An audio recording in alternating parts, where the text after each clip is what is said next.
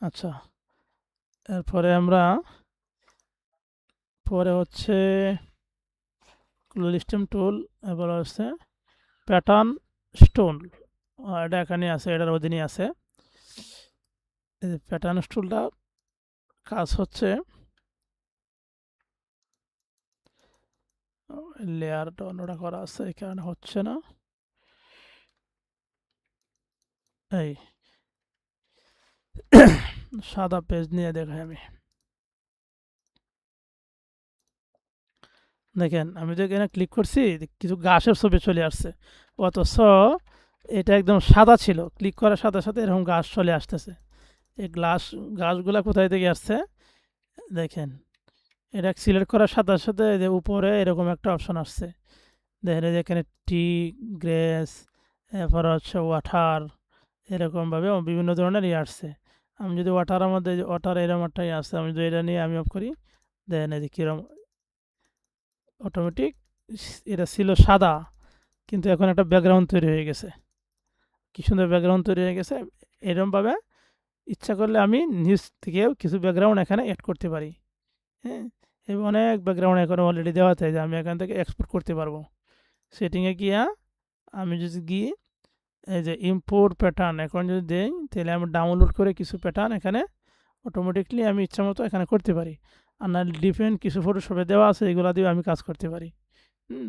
যেমন আমি আরেকটা সাদা পেজ নেই, নেওয়ার পরে আমি এখান থেকে এই ডিজাইনটা নিলাম, এটা নিলাম, এটা নিয়ে যদি আমি এবার দিই, দেন কি কেমন সুন্দর হয়ে গেছে, অথচ এটা সাদা পেজ ছিল। এখন আমি প্যাটার্ন টুলের দ্বারা আমি পুরাটা এটা ব্যাকগ্রাউন্ড তৈরি করে ফেললাম। এই কি সুন্দর একটা ব্যাকগ্রাউন্ড তৈরি হয়ে গেছে। মানে এই ব্যাকগ্রাউন্ডের মধ্যে আমি ইচ্ছা করলে কোনো কিছু লিখতে পারি। এটা হচ্ছে প্যাটার্ন টুলের দ্বারা আমি এইভাবে একটা একটা ব্যাকগ্রাউন্ড, যে কোনো ব্যাকগ্রাউন্ড আমি তৈরি করতে পারি। দেখ কি ডিফারেন্টলি খুব সুন্দর ব্যাকগ্রাউন্ড হয়ে গেছে। ঠিক আছে, এছাড়া যদি আমি অন্য আরও কোনো ব্যাকগ্রাউন্ড নেই, তো ওটাও নিতে পারি। এনে অনেক ব্যাকগ্রাউন্ড মোটামুটি দেওয়া থাকে। হ্যাঁ, যদি আমি এটা নিই, দেন এই দেন একটা গাছের ব্যাকগ্রাউন্ড তৈরি হয়ে গেছে। তো এটা হলো এই কাজ আর কি। প্যাটার্ন স্টোন টুলের ব্যবহার মোটামুটি আমরা দেখলাম। এরপরে আমরা অন্য টুলের ব্যবহার দেখব। এরপরে হচ্ছে ডস টুল। এটারও মোটামুটি কাজ আছে ভালো, মানে ফটো এডিটিং করতে গেলে এটার কাজ ব্যয়বহুল, মানে এটাও শেখা, একটা ফটো এডিটরের জন্য এটা শেখা দরকার। ডস টুল কী হয়, এটা আমি এই ছবিতে দেখাই, বা আমি নতুন ছবি একটা ওপেন করি। এই যে এই ছবিটা ওপেন করলাম, এটার আমি একটা কপি লেয়ার নেই, তাহলে আমি এটা ডিফারেন্টটা বুঝতে পারবো। এই যে এটা আনলাম, এখন আমি ডস টুল কোনটা দেখেন বাম পাশে এখানে নিলে এই যে এরকম সার্চ অপশনের মতো এটা দেখাচ্ছে, এটা হলো ডস টুল। এখানে যখন আমি নিচ্ছি, দেওয়ার পরে দেখেন এই যে এই ছবির এই পাশটা কিছু কালো আছে, এটার আমি কি করব, আলো বাড়ায় দেবো।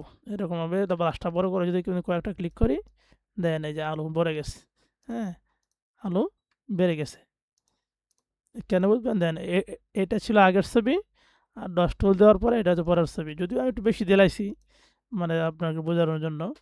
এই দেখেন এটা ছিল অন্ধকার, আর এটা হচ্ছে আলো। এটার মধ্যে আমি এটা ব্যবহার করছি।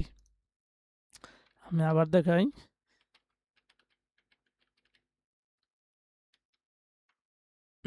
তাহলে জিনিসটা সহজে বুঝতে পারবো। দেখেন এই ছবির এই সাইডটা কালো আছে। এখন ডস টুলটা ক্লিক করার পরে যদি আমি এখানে দেই, উপরে অপশন বারে দেখেন এখানে দেওয়া আছে, হ্যাঁ, এক্সপোর্টস, এখানে 64 দেওয়া আছে, 64। আমি যদি এখানে আর একটু কমে দিই, 35 দিলাম, এখন যদি দেই, তাহলে তুলনামূলকভাবে আলোটা কম হবে, এত বেশি হবে না, এটার সাথে মিলানো অবস্থা হবে। দেখেন মোটামুটি যে জায়গার মধ্যে কালো ছিল, এই জায়গায় আমি একটু আলোকিত করতে পারলাম। হ্যাঁ, দেখেন আগের ছবি আর এখন এই ডস টুলের কাজ হলো এই। আচ্ছা, এরপরে ডস টুলের পরে আর হচ্ছে নিচে আছে বার্ন টুল। বার্ন, এটার কাজ কি, আগে তো আমরা দেখছিলাম যে আলোকিত হয়েছে, অন্ধকার জায়গাটা আলো হয়েছে। আর বার্ন টুলের কাজটা হচ্ছে আলোকিত জায়গা সে অন্ধকার করবে। দেখেন এই পাশে বেশি আলো আছে, একে চাচ্ছি আমি যে একটু ওই পাশটার সাথে মিলাবো, এই জন্য এই পাশে আমি দুটা ক্লিক দিলাম, দেন এই পাশে তো মিলে গেছে। এই পাশ যেরকম কালো ছিল সেম এই পাশে এরকম কালো হয়ে গেছে। এক কথায় আমরা বুঝে নিই, ডস টুলের কাজ হচ্ছে ব্রাইটনেস বাড়িয়ে দেওয়া, আর ব্রাউন টুলের কাজ হচ্ছে ব্রাইটনেস কমিয়ে দেওয়া। এই দুইটার কাজ হচ্ছে এই। আচ্ছা, এখন আমরা দেখব নিচে এই ব্রাউন টুলের অপশন নিচে আর একটা আছে, এটা হচ্ছে স্পেন টুল। স্পেন টুলের কাজটা কি? এটা হচ্ছে আমি এখান থেকে যদি এদিকে টান দেই, হ্যাঁ দেখা যাচ্ছে না, নিচে একটা আছে, যদি এদিকে টান দেই দেন এই পাশটা কিন্তু সাদা কালো হয়ে যাচ্ছে, বেশি বড় হয়ে গেছে, দেন এই যে এই পাশটা সাদা কালো হয়ে যাচ্ছে। এরকমভাবে আপনি ইউটিউব থাম্বনেল ডিজাইন করতে গেলে বিভিন্ন ধরনের এরকম আমরা দেখতে পাই যে এক পাশ সাদা এক পাশ কালারিং। দেন আমি যে এদিকে ক্লিক করতেছি আর এদিকে সাদা কালো হয়ে যাচ্ছে আর এদিকে কালার হচ্ছে। এটার কাজ হচ্ছে এই, মানে এই টুলের দ্বারা আমরা এই কাজ করতে পারি, ছবি সাদা কালো বা কালার চেঞ্জ করতে পারি ইচ্ছা অনুযায়ী। যে কোনো অংশ যে কোনো জায়গায় আমরা ইচ্ছা অনুযায়ী সাদা কালো করতে পারি বা কালার চেঞ্জ করতে পারি।